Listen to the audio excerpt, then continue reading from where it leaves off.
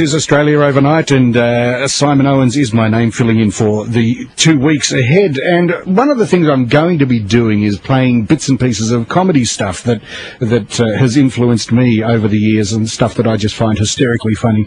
And the first one I'm going to play on this very first moment is an Australian piece. Well, two of them actually. I've got two of these tracks that I want to play.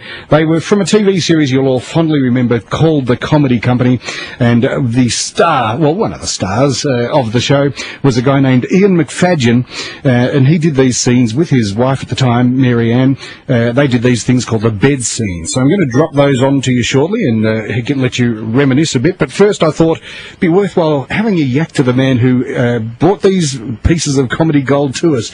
Ian McFadyen, hello. How are you, Simon? I'm very well, thank you very much, and thank you for years of comedy, I have to say. Oh, that's a pleasure. They're a long time ago. You might be interested to know that it is 25 years since the Comedy Company first started on television. It was actually, I didn't realise, you know how bad men are at anniversaries? Oh, yes. Someone came up to me last weekend and said, "Oh, happy anniversary." And I said, "Do I know you?" And they said, "You realise it was the 16th of February 1988, they said, when your first show went to air." And I said, "Well, yes, it was. My goodness, doesn't time fly?" So wow. It was our 25th anniversary since the show went to air. I sort of said, completely forgotten. I was 16 years old. Wow. Oh, that was probably some time ago. Hardly even suitable for you. I was thin and I had hair. Now, the Comedy Company came about how? A lot of you guys were together in a previous show, weren't you? We had done a show for Channel 7 called The 11th Hour, which was interestingly, it was an interesting show. It came about, actually, we got some money, a producer called Bob Weiss, who was a serious producer, did mini-series and things like that, actually got some money out of the government to do a kind of a pilot. And I got together with all my friends at the time, which was Steve Izard, Peter Moon, Wendy Harmer, Marianne Fay, Glenn Robinson. We did this late-night comedy show called The 11th Hour. And it only lasted about sort of 8 shows, because when the money ran out, the Channel 7 wouldn't fund it anymore. But which is ironic, because about 4 years later, or 3 years later, we used the footage from that show to get up other sketch comedy shows. And so myself, Marianne, Mark Mitchell, etc., got up the Comedy Company, and Steve Vizard with Peter Moon and a few of the other people got up Fast Forward. So that show spawned 2 very, very successful shows later on. And we first did the bed scenes. Mary and I were married at the time, and were on and off. It was one of those, it was a very rocky marriage. Yes. And I don't think I think we got married just after the 11th hour, but we had one of those sort of on-off relationships. But Marianne was very good at writing sketches about male-female relationships. Yes. We met doing Peter Moon and myself and Marianne met doing a show about sort of relationships in the early 80s. And she wrote these very funny sketches about a husband and wife that had a very, very close resemblance to us. In fact, they were pretty much transcripts. And we did those originally on the 11th hour, and then later on, of course, when we did the Comedy Company, we made them a regular part of the show. And they weren't too hard to write, because we pretty much just had to reproduce whatever argument we'd had in the previous week. So, I think that's part of the success, or part of the thing that makes them very fondly remembered by me and no doubt others, was that they did seem so realistic. Well, a lot of people came up to it and said, "Have you got a microphone in our bedroom?" Because my wife and I had exactly that discussion the other day, and we said, "No, I think it's just that," and I think a lot of stand-up comedians rely on this. The success of a show like Everybody Loves Raymond, which is about marriage, or Home Improvement, have all been on the basis that, but probably most married couples have exactly the same arguments. Yes. And then you get to extreme levels, like in Roseanne. Well, that's right. Yeah. Well, you get there's certain personality types that come in as well there. But that was the origin of them, and they were something for the, I guess, older viewers. On the Comedy Company, we tried to have a variety of humour.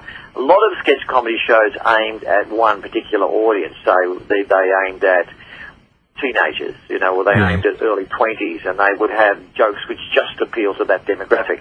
we always made a very big point in Comedy Company. We had something for kids. We had something that teenagers would enjoy. We had to have something for the grown-ups, and that was the bed scenes were something for mum and dad who were watching the show. Yeah.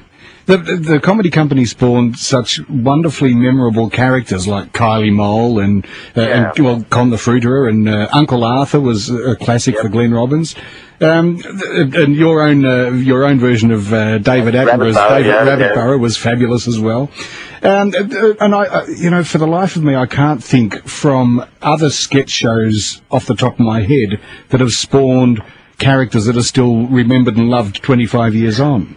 Not that many. I mean, in the classic days of sort of Archie Jack, you had people, Graham Bond created a sort of a memorable character, Yes, and I suppose Paul Hogan created a few in his time. And fast forward, of course, Magnus Sabansky, who's brilliant, created a sort of Pixie Ann Weekly. Oh, Pixie Ann Weekly. That's right. And Chenille and Janelle, the beauty consultants or so. And my friend Peter Moon, of course, created the Victor, the ugly Russian guy. That's right. And some of them. But I think what the difference was with our characters, that in a way, the characters on Comedy Company had an independent life. They were almost like a little show, with each one was like a little story within the show. Yes. And we started to virtually serialise them, so that Con the Fruiterer became episodic, that each week we had another episode. Marika was pregnant, and then, Marika was up all night, then she was having the babies, and then Con was, feeding the babies, or Rula was getting married, and there was the preparation. So they almost became little miniature sitcoms, within the show. We started to live the ongoing lives of those characters. The other thing I quite fondly remember from the Comedy Company was, again, it was yourself with Russell Gilbert with the Postman sketches. Postie, the roguish Postie. Yeah, Russell was a sort of a maverick stand-up at that time. He was a boy from Footscray, and he used to do a lot of gigs around Carlton, Fitzroy, and I thought it was very funny. We originally brought Russell in as an audience warm-up, because he's actually been one of Melbourne's standard audience warmer-uppers. He used to warm up the audience for Hey Hey It's Saturday. That's right. Because he's very funny, very quick on his feet, very, very likeable guy. And, of course, he was dying to get on the show, and he was just telling jokes all the time. And I said, Russell, you've just got to play someone who's really annoying. Someone who's funny but annoying. And I think a rogue sort of postman who reads all the mail. And later on he did a taxi driver too. We gave him this sort of taxi driver who did a bit of a monologue, turning around and talking to the passenger behind him and never watching the road. Oh, that's right. Yeah, everyone had to go. It's an interesting thing about many comedians come up with one great character. And often that's about the only one they do. Not many characters have, not many comedians come up with more than one. Glenn Robbins was very good in that he had Uncle Arthur on the Comedy Company, and later on he invented Russell Coit. Yes. The sort of bogus Leyland, the third Leyland brother in That's a way. Right, yeah. And so, he had a sort of a second bite at it. Other people often have secondary characters, like Barry Humphries has had. Well, he had Dame Edna and Sir Les. And he had Sir Les as well. But Sir Les was always sort of never as big as Dame Edna, and he was a secondary character and so on, and Sandy Stone was secondary. But it is if a comedian can come up with a character that works, it's a great vehicle, because they put all their jokes into that character, and that character allows them to do almost anything. So Barry Humphries can be completely outrageous, and Marianne, who's quite a quiet, shy woman, can turn into this garrulous Kylie Mole, or she could turn into this 13-year-old and just say terrible things. Yes. So it's a great device. Well, they were fabulous memories. 25 years on, the Comedy Company still lives fondly in my heart, part of my comedy education. What sort of, you're a fan of other comedy, I assume? Where do you go back to when you reminisce? I've been playing a bit of classic comedy on radio, and it's quite fascinating how much stuff comes back once you get into it. We've been recently looking into some classic comedy. Well, the great comedians of the 40s and 50s, people like Victor Borge, whose stage timing was just brilliant. People like Jared Hoffman, who people have forgotten now, but was a very, very funny man. Of course, the great stand-ups like Bill Cosby, and Richard Pryor and Bob Newhart, who used to do the great monologues, yes, such as the driving instructor and so on. Shelley Berman, Alan Sherman, Hello Mother, Hello Father. There used to be a lot of funny songs on radio. Not many now. But the idea of the novelty song, I think the last sort of novelty record was probably Ostentatious's Australiana. Yeah, that was a classic. That was probably the last time anyone had a hit record with a funny song. But a lot of those things, like Lonnie Donegan's My Old Man's a Dustman. Yeah, Chevrolet, Purple People Eater. Yeah, Purple People Eater, Itsy Witsy Teeny Weeny Yellow Polka Dot Bikini. These things were actually up in the top. They're actually at number 1, number 2 on the charts. Yes. For a long time. So it's interesting. Another good Australian one, George Similovich, I'm Tough. I'm Tough. That was huge for a while. Yeah. That's right. And it's sort of a paradox at these times that rock and roll or popular music is so damn serious. It's extraordinarily serious. I mean, it's been a long time since anyone put out a comedy single. Yeah. And it probably won't be for a long time if anyone does that. Anyway. Yes, YouTube's sort of the haven of all that now. You'll get YouTube. YouTube's been wonderful for when you start researching a lot of lost comedy. I've managed to find some stuff going way back. I mean, even to the 1920s. There's a wonderful song called Izzy and Ozzy, Izzy Lizzy, which was recorded by a couple, one of whom was Australian and the other was English, and they called themselves Flotsam and Jetsam. And they were a bit like Flanders and Swan. They used to tour around doing these funny songs as a duet. And Izzy and Ozzy, Izzy, Lizzy, Izzy and Ozzy, Izzy, is it because he is an Aussie that he makes you dizzy, Lizzy? Has he jazzy ways in? Does he make you feel a fuzzy wuzzy? Got you busy, has he, Lizzy, Izzy and Ozzy, Izzy, A very funny song. Barry Humphries later on did a recording of that with Dick Bentley back in the 50s, but this is the original one. And someone had kindly taken this off an old 78 and put it onto YouTube. So there are all these vintage comedy things. There was one that was very popular that your grandmother would have known called The Laughing Policeman. Oh, yes. Yeah, which is, you can find all this stuff on YouTube, and it's funny, we think of the internet as being something for young people, but I'll tell you what, there's a lot of good stuff for old people on there. There's a great place for nostalgia, yes, absolutely. Great place, and a lot of the lost TV shows, Hancock, Peter Cook and Dudley Moore, you can find them all on YouTube, and it's all sort of illegal, but no one cares, because a lot of the stuff is in public domain now, but it's fantastic, because a lot of this stuff would otherwise be lost forever. There's one that I used to hear on the radio, played occasionally by people who were fond of nostalgia and comedy, and I think it was Rudy Valley doing a song, the Tavern song. Have you ever heard that? He did the Tavern song, and he burst out laughing because he saw a window cleaner or something. So the story goes. Now that's very dimly in my memory. You've given me one just now, searching now, so I'm now going to have to go and try and find that, because I can vaguely remember that one.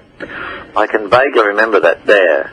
When you say window cleaner, of course, that immediately brings George Formby to mind, yes, who is a very, very funny British comedian. And in fact, we're going to play a couple of weeks. We're going to play When I'm Cleaning Windows. It's one of his sort of risque numbers.